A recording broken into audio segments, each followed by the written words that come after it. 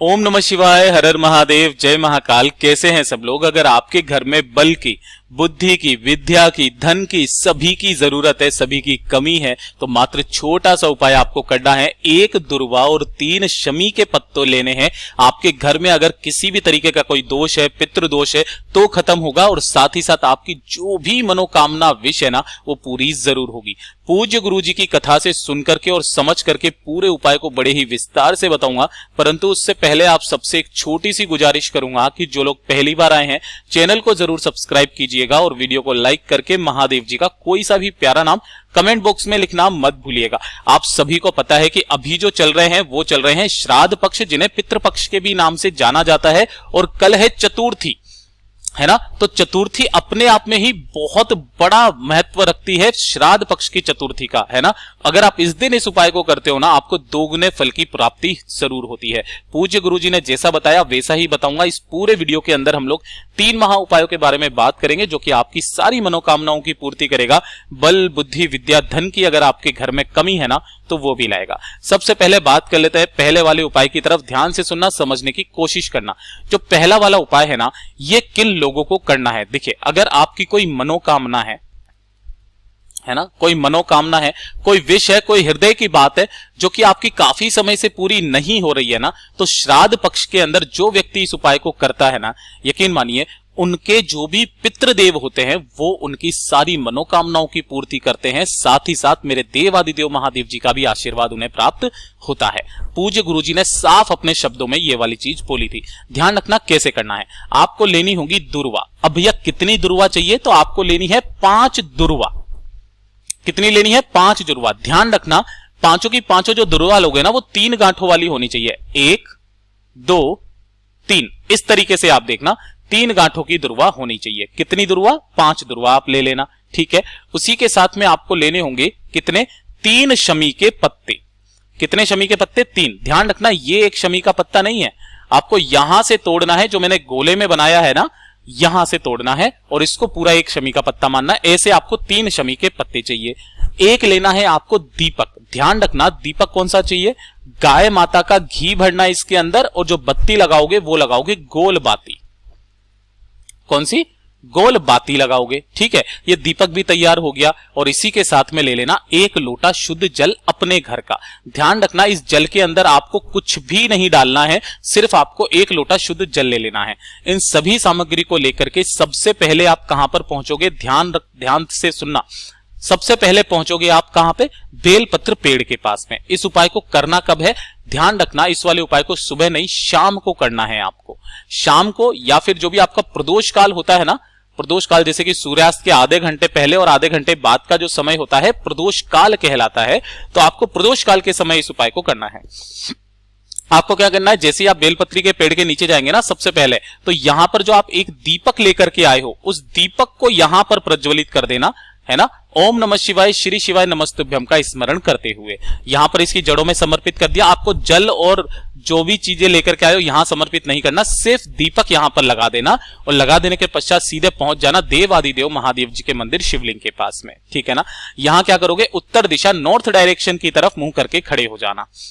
खड़े हो गए, उसके पश्चात सबसे पहले जब भी आप मनोकामना पूर्ति के लिए उपाय करते हो ना, 1 लोटा शुद्ध जल मेरे देवादिदेव महादेव जी के ऊपर समर्पित करना। ओम नमः शिवाय, श्री शिवाय नमस्तुभ्यम पंचाक्षरी मंत्र या षडाक्षरी मंत्र का स्मरण करते हुए ये कर दिया। अब अपना दाहिना हाथ खोलना।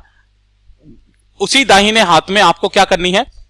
5 दुर्वाएं एक साथ रखना और तीनों की तीनों शमी पत्र एक साथ रखना, है ना। उसकी मुट्ठी बांधना, अपना नाम और गोत्र बोलना, मेरे देव आदिदेव महादेव जी की शिवलिंग को देखते हुए अपनी मनोकामना कहना, है ना। देखते हुए अपनी मनोकामना कहना। शिवलिंग पर ऊपर की तरफ टच करके, कहां पर? इस शिवलिंग से आपको अपना हाथ टच करके एक बार, और कहां पर आपको समर्पित करनी है? गणेश जी के चरणाविंद में समर्पित करनी है। ये शब्द थे गुरुदेव के। कहां पर? गणेश जी के चरणाविंद में आपको वो पूरी की पूरी चीजें, 5 दुर्वा और 3 शमी के पत्ते, गणेश जी को समर्पित करने हैं। और उसके पश्चात आप जब वहां से बाहर आएंगे तो एक बार शिवलिंग को घूम करके जरूर देखिएगा, पलट करके देवादिदेव महादेव जी से विनती करना मेरी मनोकामना जल्दी से जल्दी पूरी करें, और वापस चले जाइएगा। देखिएगा आपकी मनोकामना श्राद्ध पक्षों में ही पूरी हो जाएगी। इतना अद्भुत और अचूक उपाय है, जरूर कीजिएगा। बात कर लेते हैं दूसरे वाले उपाय की तरफ। ठीक है, दूसरे वाला उपाय किन लोगों के लिए है कि अगर आपके घर में है ना धन संपदा की कमी है, धन संपदा, या फिर आपके घर में कोई बच्चा है जिसको बल बुद्धि की कमी है ना, पढ़ाई लिखाई नहीं करते कोई भी बच्चे, काफी बार ऐसा करके कुछ हो जाता है ना, बल बुद्धि विद्या नहीं होती है, उन्हें विद्या नहीं आ पाती है, या कोई बच्चा मंद बुद्धि है, तो घर में कोई ना कोई नेगेटिव एनर्जी का होना पॉसिबल है। उस घर में एक पॉजिटिव माहौल बनाने के लिए गुरुदेव ने साफ कहा, पॉजिटिव माहौल बनाने के लिए, ताकि उस घर में हमेशा बल बुद्धि विद्या धन हमेशा बना हुआ रहे ना, इस काम को करना पितृपक्ष के दौरान, है ना। और चतुर्थी तिथि है, इसको तो जरूर करना। ठीक है, ध्यान से सुनिएगा। आपको मात्र एक दुर्वा लेनी है। कितनी दुर्वा? एक दुर्वा। वो एक दुर्वा भी जो लोगे वो भी लोगे 3 गांठों वाली, है ना, 3 गांठों वाली एक दुर्वा लेना। उस दुर्वा को आपको क्या करना है, आपके पानी पीने का जो स्थान है ना, जिसमें से आपके सभी लोग पानी पीते हैं, चाहे वो आपका आरओ सिस्टम हो चाहे कुछ भी हो, जिसमें से आप पानी पीते हो ना, उस वाले मटके से आपको टच करवाना है ना। उस मटके से क्या करना है? टच करवाना है। टच करवाने के पश्चात ओम नमः शिवाय मंत्र का स्मरण करते रहना है, और टच करवा देने के पश्चात आपको इसी दुर्वा को लेकर के आपके पूरे घर में आपको फिर जाना है, घूम जाना है, बाथरूम शौचालय को छोड़ करके। घूम गए, घूम करके आपको 1 लोटा शुद्ध जल लेना है, और उस एक दुर्वा को लेकर के पहुंच जाना देवादिदेव महादेव जी के मंदिर शिवलिंग के पास में, है ना। यहां पर आपको उत्तर दिशा नॉर्थ डायरेक्शन की तरफ मुंह करके खड़े हो जाना। सबसे पहले उस एक दुर्वा को देव आदिदेव महादेव जी के ऊपर समर्पित करना, ऐसे, है ना, समर्पित कर दिया। डंडी रहेगी आपकी तरफ, इस तरीके से समर्पित करना, और उसी के ऊपर आपको 1 लोटा शुद्ध जल मेरे देव आदिदेव महादेव जी को समर्पित करना, अवधूतेश्वर महादेव जी के नाम से, अवधूतेश्वर महादेव जी के नाम से। एक बार बस इस उपाय को कर लीजिएगा, आपके घर की सारी समस्याएं खत्म। आपके घर में हमेशा बल बुद्धि विद्या धन हमेशा बना हुआ रहेगा। बहुत अद्भुत उपाय है, जरूर कीजिएगा। बात कर लेते हैं इस वाले वीडियो का सबसे अंतिम उपाय। देखिए, अभी चल रहे हैं श्राद्ध पक्ष, जिन्हें पितृपक्ष भी कहा जाता है। अपने आप में ये पितरों को समर्पित होते हैं, ये जो 16 दिन होते हैं, ठीक है ना। एक काम जरूर करना, अपने पितरों को प्रसन्न करने के लिए अपने पितृ के नाम का महादेव जी के मंदिर में आपको एक दीपक लगाना है। कैसे करना है? आपको लेना है एक पीपल का पत्ता। किसका? पीपल का पत्ता। ध्यान रखना, इसको धोना नहीं है, जैसा आप तोड़ करके लेकर के आओगे ना वो का वही, लेकिन टूटा फूटा या खंडित नहीं होना चाहिए, ठीक है।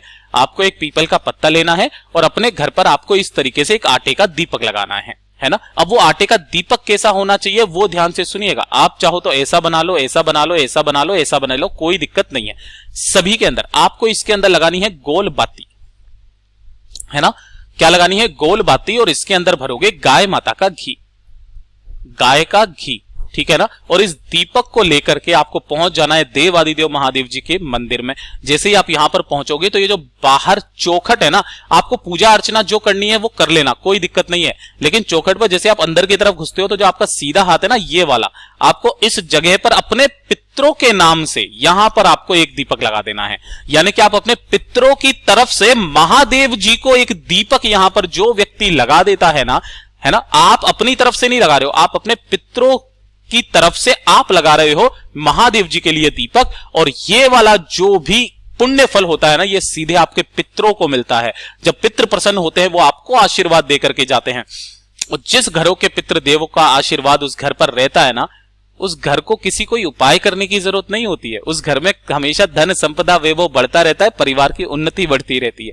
ये चीज ध्यान रख लेना। उस परिवार को कभी भी पितृदोष नहीं लगता है। श्राद्ध पक्ष के अंदर जितनी बार हो सके इस वाले उपाय को जरूर करना। पूज्य गुरुजी ने कहा वैसा ही मैंने आपको बताया। वीडियो पसंद आया हो तो लाइक जरूर करना, चैनल को सब्सक्राइब जरूर कीजिएगा। मैं मिलता हूं आपसे अगले वीडियो में, तब तक के लिए ओम नमः शिवाय, जय महाकाल, जय शिव शंकर, श्री शिवाय नमस्तुभ्याम।